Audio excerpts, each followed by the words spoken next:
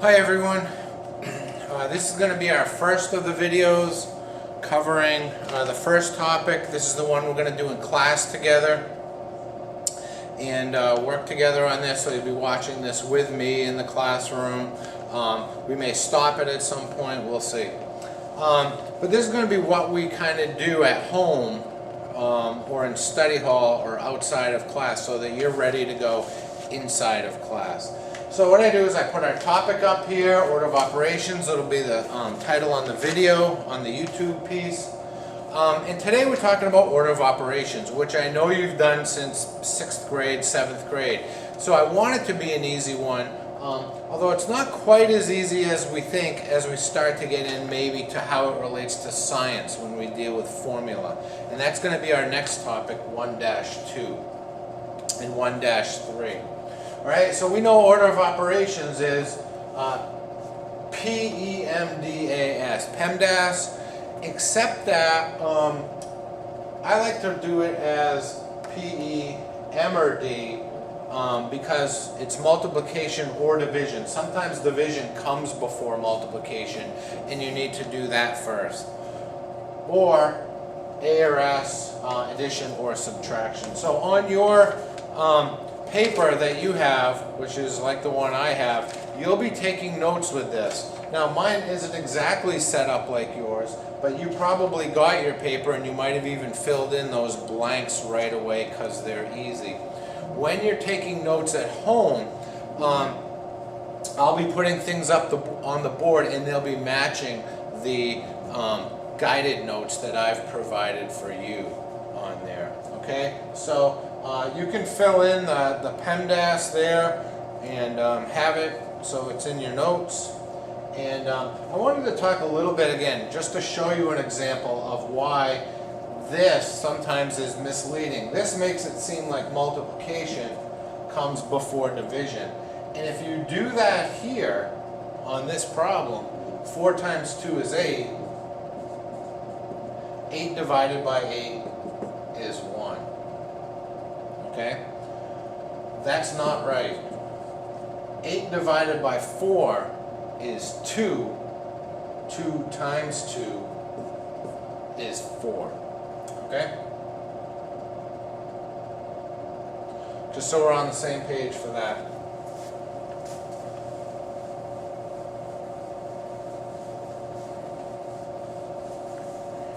Alright, so then we're going to talk about evaluate and simplify. What's it mean to evaluate something? I want to make sure we're on the same page here. What it means is plug in and simplify. Plug in and simplify. We're going to be doing that when we use formula. D equals RT, distance equals rate times time. In chemistry class, various formulas, you have to evaluate, find the value of, that's the root word, value, plug in and simplify. Okay? So there's evaluate, and what does simplify mean as part of that?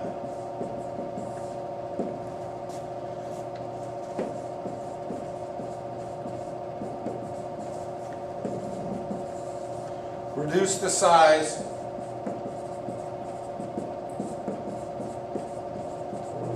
of what you have.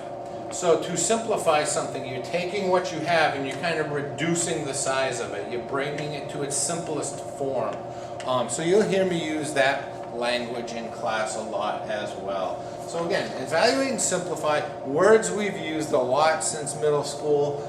I'm just clarifying those with you so that you have them there and we're making sure we're on the same page as we go through this.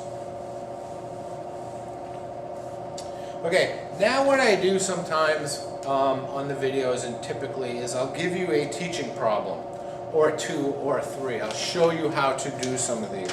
So now on our paper it goes down to our problem set. And so for number 1,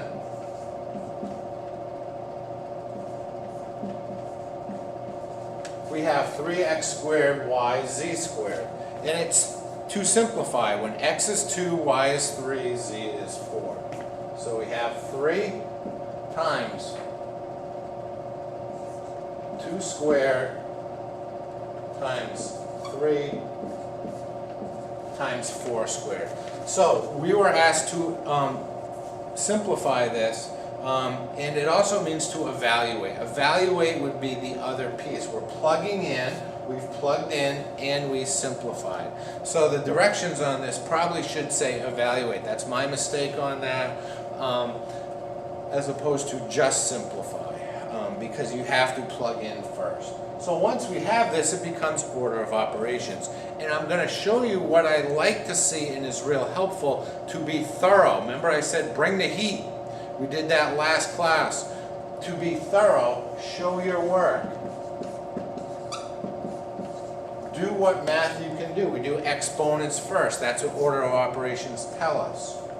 And then once we do all this math, we will get 576. So we've evaluated, simplified. We've taken all this for x equals 2, y equals 3, and z equals 4, and we've boiled it down to that.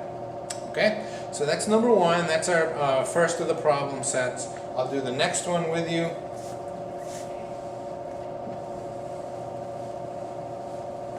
Do number 2 with you, and then that will be it. I got 3 minutes left. I can get that done in 3 minutes.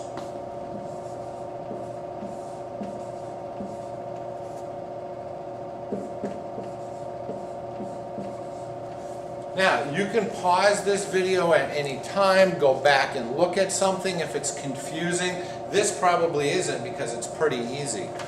But if we're doing a topic that's a little bit tricky for you, you can always go back and check. You can also pause the problem. Right now, when you're doing this at home, you can feel free. Hit the pause button. Once I've put this up, it's on your paper too, right? And that's what will happen. I will match and go along with your paper. So, maybe you want to pause it and try it. Try it on your own. And then see, as I do it, if you got it right. I think that's a good strategy sometimes.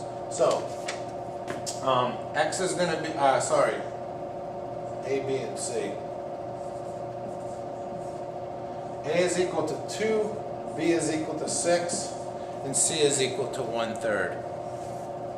So we plug in 2 squared over 6 times 1/3 plus 6 squared over 3. And so we have that, we've plugged in, so then we go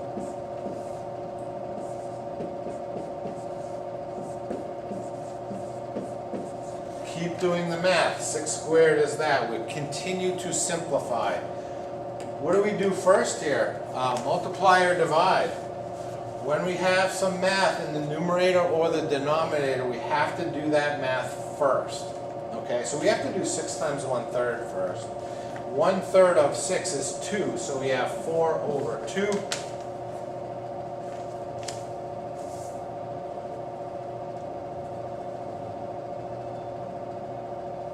Oh, I did something wrong, right? Did I do something wrong? No. So that's there. 36 divided by 3 is 12. I can swing this around here. What's 4 divided by 2? 2.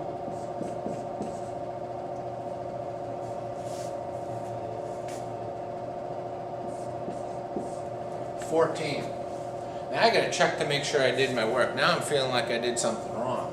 Okay, so A is 2. 2 squared is 4. 6 times 1/3. 1/3 of 6. 6 divided by 3 is 2. So 4 divided by 2 gives us 2. 6 squared over 3. 3 was given.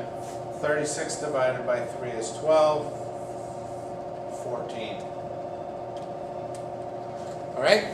So now you're going to go and you need to do that, some extra practice problems and that summary.